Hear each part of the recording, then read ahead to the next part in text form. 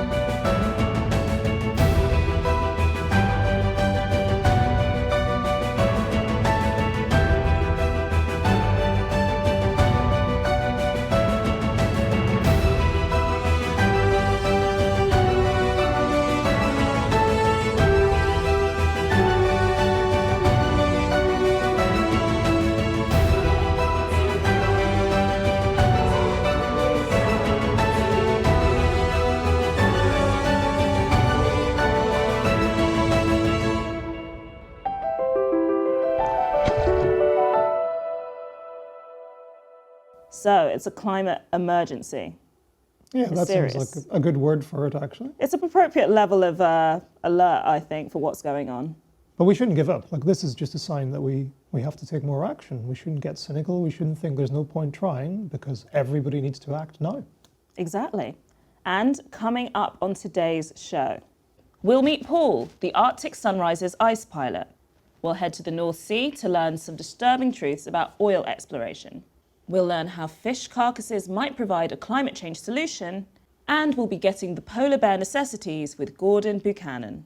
But first, this September, Greenpeace ship the Arctic Sunrise headed north to the Arctic. And the reason for going at that time of year is because this is when the sea ice retreats to its minimum point, essentially opening up a brand new ocean. On board the ship was friend of the show, Maya Rose Craig, also known as Bird Girl. Do you remember from last series? She taught us all about all things penguin. Let's see how she got on.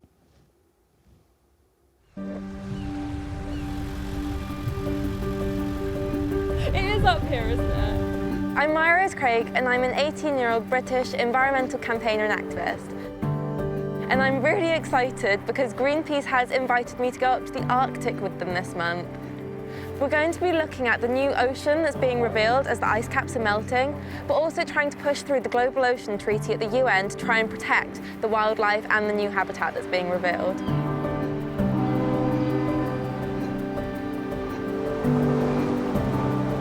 So the transit up north so far has been a bit rocky for me. I've had good days and bad days, but I probably have spent about half the journey so far feeling very, very sick, very seasick. So it's been a little bit embarrassing, but I'm feeling fine now. It's completely different to anything I've ever experienced before. It's been proper ship life. It was just so exciting. And one of the biggest highlights of the trip is to help with scientific research. We're understanding parts of the landscape that have never been explored before, and I think that this is going to be such an essential contribution to the future.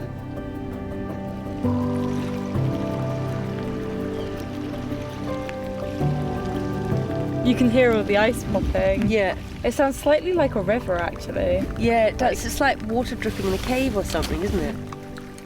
It's quite haunting because we can hear icebergs literally melting, and that is almost quite an emotional, sad sound, really, when we know that we're losing the mass of our glaciers at an unprecedented rapid rate.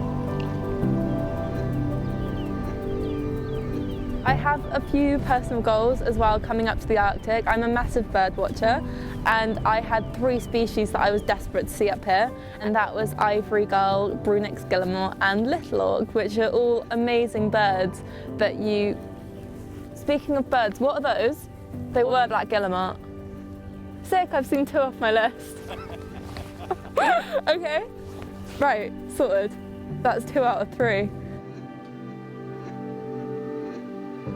I've pictured 1,000 times what the Arctic was going to look like, what it was going to feel like when I was finally there, and it was nothing like that.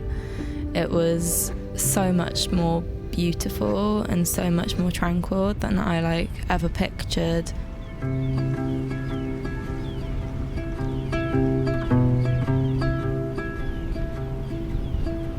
At the same time though, seeing the slush all around the boat, seeing these pieces of ice float away into the sea, I am watching the Arctic melt in this moment.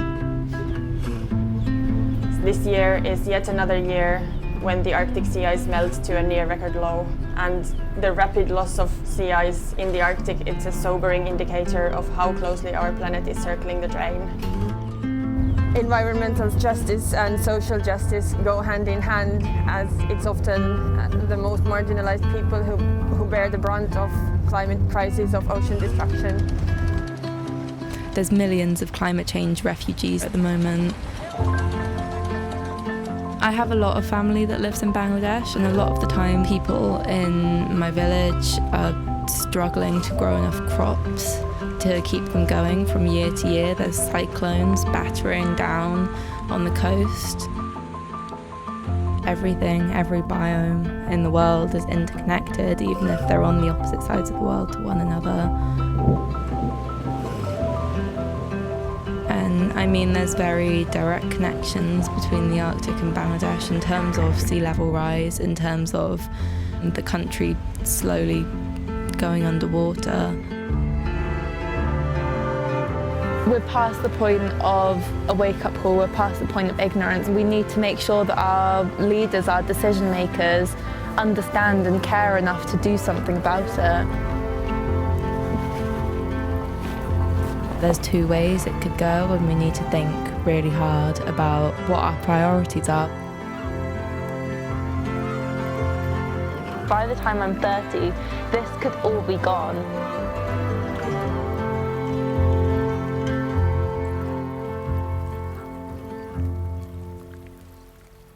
And joining us now are two people who are on board the Arctic Sunrise, Maya Rose Craig and Lara Meller.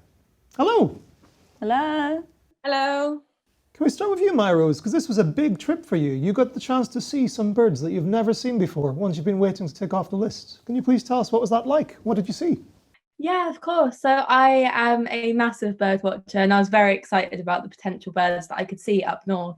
And the one I was looking forward to the most was called an ivory gull, which you don't really get anywhere except the Arctic. And I was very nervous if I was going to see them or not. But it turned out there were like flocks of hundreds of them all across the ice, and I had these amazing views, and that was one of the highlights of the trip for me. When you were there, you were part of sort of a wake-up call involving lots of youth climate activists giving a wake-up call to world leaders. Can you tell us a little bit about what that was and what it was like to be a part of? On one of the last days of the trip was this UN biodiversity conference where world leaders were coming together to talk about the future of the environment, essentially. So Greenpeace organised this wake-up call so that we could tell these leaders directly what we thought about these issues. And I thought it was such an amazing event just because there were so many young people that were so passionate about the environment and telling them exactly what they thought. Lara, why is it so crucial that we protect the Arctic in particular? Well, the Arctic is a very, very unique place. There are a lot of different types of life that doesn't exist anywhere else on the planet.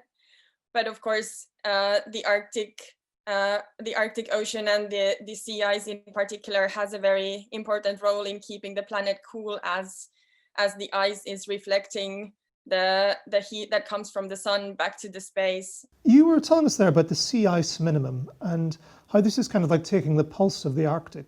Well, what do we need to do to stop that getting worse? The good news in it is that we know exactly what we need to do. So we need to immediately cut the climate wrecking emissions down to zero. And we need to create a network of ocean sanctuaries around the planet to help marine life and give it a chance to cope with the changes and to recover and to heal. Can you give us an update on the UN negotiations for a global ocean treaty? It looks like there is a lot of will. So the key elements that we want to see on the treaty, which is that it should make it possible to create ocean sanctuaries in the global oceans and fully protect them as well. All the options are there, so it's very possible that we will get a strong global ocean treaty agreed next year. And to make that possible, we all need to make sure that we do everything we can to hold our governments accountable, so that the ministers understand that they really must bring home a strong treaty next year. Thank you, My-Rose and Laura. That was inspiring. Goodbye. Sophie, do you remember Dr. Kirsten Thompson from last series? She was the one who taught us all about eDNA. I do. She also told us how to identify whales using just their tails, which I was very good at. It was just a fluke. Well, Dr. Kirsten Thompson was also back on the Arctic Sunrise, this time carrying out eDNA work in areas that it has never been done before.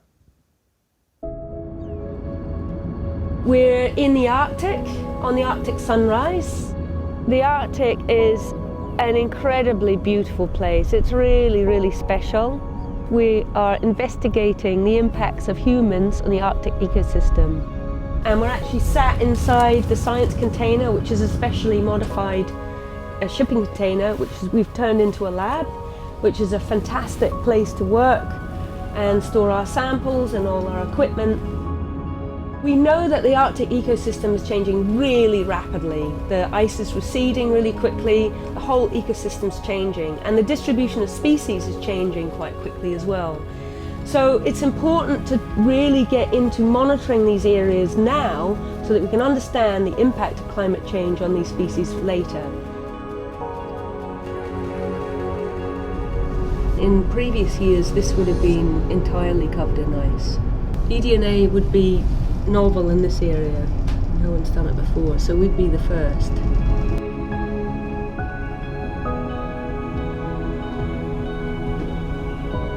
We're here to do eDNA sampling, looking for a genetic fingerprint of the species that live in these waters. We want to do that very close to the ice. And the difficulty is finding open water that allows us to use our ribs, our small boats, but also having that close to the ice where we're not going to get bits of ice water sampling gear. It's an important time to start cataloguing the species that are here. So eDNA stands for environmental DNA. So that's DNA that's floating around in the environment. So if an animal passes through an area, it's going to be sloughing cells from its body. So that could be skin cells, it could be mucus, say from fish skin, or it could be poo. As it travels through the area, it leaves behind these cells in the water. We're basically trapping the DNA on this filter, and then we pour in some buffer to preserve that DNA, and then we keep it really nice and clean and send it back to the lab for sequencing. And just by looking at those very small pieces of DNA, we can work out what animals, things like whales, seals, birds, and fish species might have traveled through this area.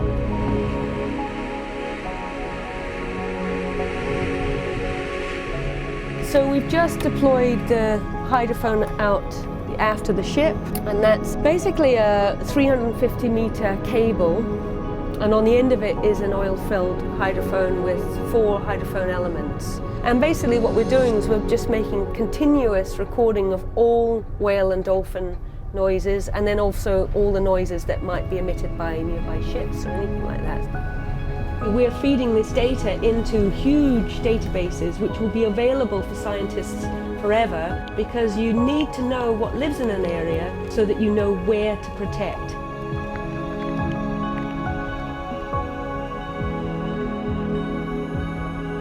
It's really important that these areas are protected now, because as the sea ice recedes, they're becoming more and more vulnerable, not only to environmental change, but also to the impact of human activities. So we need to make sure that we have really well protected networks of marine protected areas here, because these are unique habitats with some very unique species that live nowhere else in the world. So this really needs to happen now. And Kirsten joins us now. Hello, welcome back. Hi guys, how are you? Great, looking forward to hearing more about your more recent research, because this is, well, it's pioneering. Yeah, we are one of the first people to survey at further than 82 degrees north. It's really, really far north. What was it like working in this area that shouldn't really be there? Yeah, and it is a really sad realization when you're there and you suddenly realize that you're in an area of the ocean that is only accessible because the ice is retreating so fast. So essentially that was quite a sobering thought for all of us on the ship.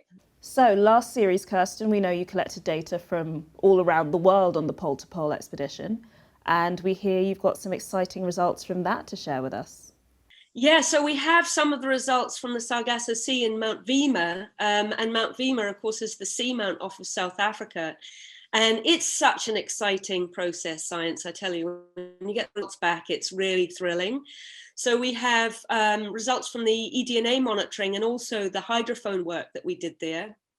And the eDNA showed that we had detections of pelagic fish, so things like blue sharks and bluefin tuna, and kingfish, but also some of the deep sea species as well. So that was really interesting. And we also, for me, I was most excited because we actually had a detection of a really elusive, rarely seen type of whale called a dwarf sperm whale. And these things are really weird creatures. They are only about 3.5 meters long, so they're really difficult to see in the open ocean. And they have this weird startle response. So if you were to disrupt them and startle them, they actually eject this odd brown liquid, a bit like a squid does. So I find them quite fascinating. And we also were able to detect things like sei whale and humpback whales. The team on board actually observed humpbacks feeding. So that really does confirm this area as a feeding ground for humpback whales. And we also heard humpback whales, sei whales, and detected actually recorded a sort of baleen whale call that is actually unknown to science. So this really important work that we're able to publish now and put out to the wider scientific community. Can you tell us, why are the seamounts so important? These areas are hotspots for biodiversity. So we find quite rich fish communities on certain seamounts, and they're also quite important for migrating whales. So whales appear to use them as feeding areas whilst they're on their big, long migration journeys. But also they might actually use them as navigational aids. So there's a lot that we don't know about seamounts, but we do know that they're really important and they should be protected in the open oceans. Well, thanks so much, because people like you working on this gives me hope too. Thank you, Kirsten. Good luck. Thank you. Thanks. Now it's time to talk about fossil fuels. We all know they are driving the climate emergency, and many of us are trying to reduce the rate at which we burn them. But we know less about what happens at the moment they are extracted from the sea floor. This summer, a Greenpeace team headed out onto the North Sea to shine a light on an unseen problem. Yeah, we are on board of the Esperanza in the North Sea. We've been sailing in between British and Norwegian waters for the last 2 weeks and 2 more weeks to come. And we are here to collect evidence and shadow the oil and gas industry on their exploration of these waters. We were just passing by an oil rig and came closer to take some pictures, and then realized that this oil rig was leaking and we had an oil spill on the surface of the sea. So we launched a boat and documented it from closer and took some samples. So this is a very clear indication that this platform, Andrew 1628, has a significant problem, because it looks like the separators are not working properly. We have big chunks of brownish material swimming on the water surface, and this is definitely something that we will report to authorities. On another day, we went to a site where there is a well-documented methane leak, where once an exploration went wrong, there was a big explosion on the ground. So on board we have an ROV, which is a little submarine. It's driven by some specialists we have invited to come to work along with us. And we sent down the ROV again. We found the place. And yeah, it was devastating to realize that it's been going on for 30 years now and nobody really cares. Climate-destroying methane a greenhouse gas 28 times more powerful than carbon dioxide has been leaking from these craters without any action by responsible companies or politicians. There are more than 15,000 boreholes all across the North Sea. Many of them are leaking gas, amounting to an estimated 30,000 tons of methane being released into the atmosphere every year, on top of the already 72,000 tons of methane being released by oil and gas platforms during normal operation mode. This is a scandal. We've been just visited by some dolphins that shows clearly that this is not an industrial zone or our dumping ground, but home to a lot of diverse marine wildlife. We're experiencing different times thanks to COVID-19 now and have a great opportunity to overthink the way that we want to live in the future and where our tax money is going. And I don't think it should go to this industry that is causing so much harm and pollution to our environment and destroying the only planet that we have. And we're joined now by Christian Bissau from Greenpeace Germany. Hello, Christian. Hi. Hi, hello. We just saw the methane leak that you went to document. How did it feel to see it? Yeah, it was absolutely shocking when we saw the methane coming out of the seafloor. It was really like a whirlpool. It was unbelievable because this is happening at that spot for 30 years now. It started in 1990 because at that time the oil industry had a blowout there. And since that time, methane is entering the environment and destroying our climate.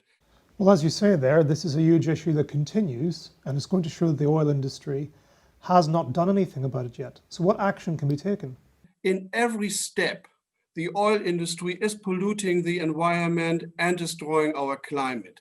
When they start to explore for oil, when they produce the oil, and when they, at the very end, sell the oil at the gas stations and then the oil is burned, every step is damaging our world. At the moment, nothing is happening. The oil industry can do what they want out there. No one is really controlling them.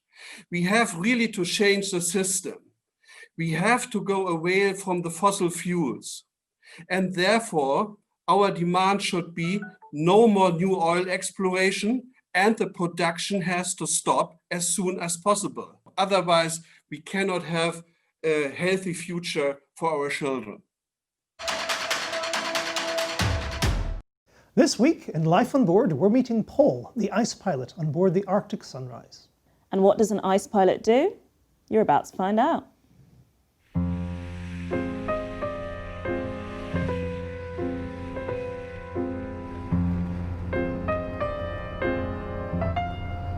Rule number 1 for ice, avoid it. Rule number 2 is go slow. Yeah. The ship is classed as an icebreaker, but you don't want to be going at speed and hitting a piece of ice that's really hard or old ice. In 1988, I got on my first Greenpeace ship in Canada as a volunteer. This will be my 32nd voyage, I believe. I'm on the Arctic Sunrise in the position of ice navigator. That means I advise the captain about ice conditions and how to proceed safely. The Arctic Sunrise has what's called a crow's nest. It's approximately 27 meters above the sea level. It's a small workspace that the captain can pass controls of the ship from the bridge up to the crow's nest to me, and at that time I can have full ship control. I see a hunk of ice at starboard, maybe half a mile ahead, over. Okay, copy that. When you are ready, I will pass the control to you. I have control of the main engine, the pitch on the propeller, and the rudder for steering. So I'm going to pass the steering now, with 2 pumps. Okay, ready. I have 0 on the rudder now. So I can go ahead, astern, port, starboard, and increase or decrease the speed as I need to. Gives you a great view from up there. From 27 meters high, I can see a lot further in front of me. Then I can look and pick my way through the ice, through the leads, avoid the heavy stuff, and pass through the thinner ice. The first year, second year ice, we can push our way through a lot easier. Old ice, harder ice, multi-year ice you want to avoid. We can still maneuver amongst the old ice inclusions, but that means a little more sensitivity and finesse.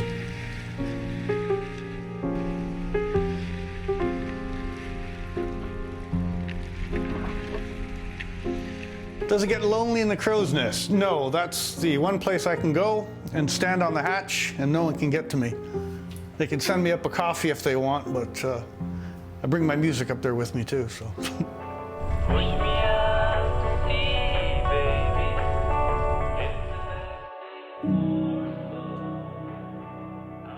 Over my last several years, my voyages to the Arctic, I've seen a lot less ice concentration.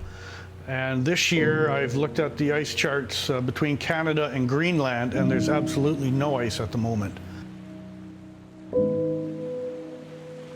Well, there's a number of countries that are almost drooling at the fact that the Arctic is melting, opening up, making it more accessible to look for more fossil fuels that we can't even afford to burn. In 2013, we were up in the Arctic trying to tell the world that Russia is continuing to look for more oil. We went there to non-violently protest, and the Russian authorities, I'll say, they didn't take it too kindly. So they boarded our ship, seized the ship, and they ordered us to go ashore at gunpoint and put 30 of us in jail. The charges in the beginning that they tried to nail us with were piracy, and that was 15 years in jail. I was in jail for 1 month before I had a phone call, so I was allowed to call home, and they told me it's amazing what's happening. There was 2 million people signing a petition. There was 11 Nobel laureates demanding for our release. After about 2 months in jail, when I came out and saw all the support, I couldn't believe it. Thank you. And then I'd almost thrown in the towel, so to say, given up the fight. I said, okay, it's been 30 years, I give up. What more can I do? And then I saw this young Swedish girl, Greta, and how she was raising all this, I'll say, attention, to say the least, about climate change. We are tired of greenwashing, empty words and promises from people who pretend to care about our future. And now we have this young person on board, Maya Rose, and I see that there is still a movement, almost like an awakening of young people afoot that's trying to raise awareness about environmental issues, trying to stop all the atrocities, trying to promote renewable energies. Well, maybe there is a hope or a chance still, so here I am.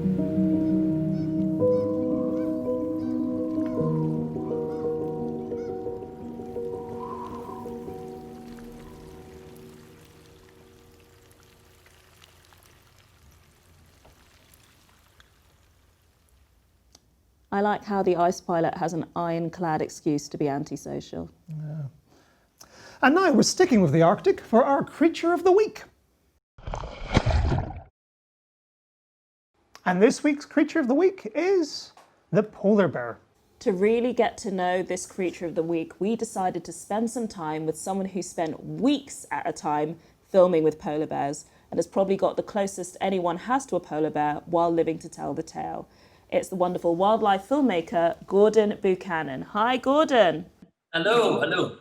So can you tell us, what is it like getting up close and personal with a polar bear? I mean, they are a truly remarkable animal, and how they've adapted to live in a place where human beings struggle. And that's what I love about spending time in the Arctic, love about polar bears, is when times are good, they can live with ease, and they can prosper and do well and thrive. Whereas for us, it can be a struggle to get from 1 hour to the next. So why are polar bears so particularly adapted to live in the Arctic and with sea ice? Well, polar bears are one of the most recently evolved creatures on the planet. So they evolved from the grizzly bear. So it's a sort of slow adaptation that became evolution. And it was just nature's way of seeing a vacuum or seeing a void or seeing an opportunity, and those animals adapted their hunting strategy, their physiology changed to become, the ultimate predator of the Arctic. I was lucky enough that I was working with a scientist, and he was putting a radio collar on a polar bear and doing a health check on it. So I was sort of hands-on with this huge bear, and just to look at them in detail, and you realize how well adapted they are. Obviously they have to stay warm, they have to be able to kind of put on a huge amount of weight, they have to spend up to 8 months without feeding when they're giving birth. So yeah, they're just one of those miracles or gifts of evolution that this animal exists. They're really, extraordinary. Thanks very much, Gordon. Brilliant, thank you so much. Thank you. So we've been hearing all about how damaging the climate emergency can be for our oceans and the people and animals who depend on them. But what if I was to tell you that our oceans can provide a solution by reducing the amount of CO2 released into the atmosphere? I'd say tell me more. A brand new scientific study has provided a simple solution. Leave more big fish in the sea. Joining us now is the report's lead author, Gael Mariani. Hello. Hi, Gael. Hi, everyone. So, Gael, please talk us through what you discovered. Yes, we discovered how fish can help us to slow down climate change. The idea is that fish is made up of 10 to 15% carbon. And when a fish dies naturally, its carcass sinks to the deep sea floor, and the carbon contained in the carcass is sequestered over several thousand years. So when carbon is sequestered over a long period of time, it could help us to slow down climate change. So what kind of fish are we talking about here? What counts as a big fish? Species of tuna, sharks, billfish, or mackerels. So there's already a natural system in place of carbon sink, but what is industrial fishing doing to disrupt that? Yes, industrial fishing impacts this natural cycle in two ways. First, industrial fishing disrupts this natural carbon sink provided by fish. And secondly, industrial fishing emits lots of carbon dioxide because they consume a large amount of fuel. Exactly how bad is the fishing industry in terms of carbon emissions? Combined with emission due to fuel consumption, because fishing boats consume fuel, we estimated that more than 20 million metric tons of carbon dioxide were emitted into the atmosphere in 2014 due to large fish fisheries. So tell me more there. That seems like it's a complicated issue. What should be our next move? We should not stop fishing for large fish because this is really important for food security. I think we have only studied the tip of the iceberg. Now the next move and the main objective of the PhD is to estimate how sustainable fisheries practices would increase the capacity of fish to slow down climate change. Thanks for bringing us the good news, Gael, and good luck with the next phase of your studies. Thanks. And thanks, and thanks for inviting me. Bye. That brings us to the end of the show and the end of this series. Any favourite moments, Sophie? Well, I loved meeting the Queen of Mantas. Andrea, yeah. Yeah. That was pretty fantastic. That was good. For me, I think it must have been Dr. Kirsten Thompson. We had her last series and she's still great. I think I want to be Kirsten when I grow up. She's amazing. Thank you for joining us on this voyage across the oceans, and please keep up the fight. We need to put pressure on governments around the world to agree to a strong global ocean treaty at the UN. Check out the links below or above this video to find out how you can get involved. And we're going to leave you with some images from the Arctic. As we've seen today from Maya Rose in the UK and Gael in France, there are things we can do to protect the oceans and fight climate change. Now join us and the crew of the Arctic Sunrise for a moment of quiet contemplation.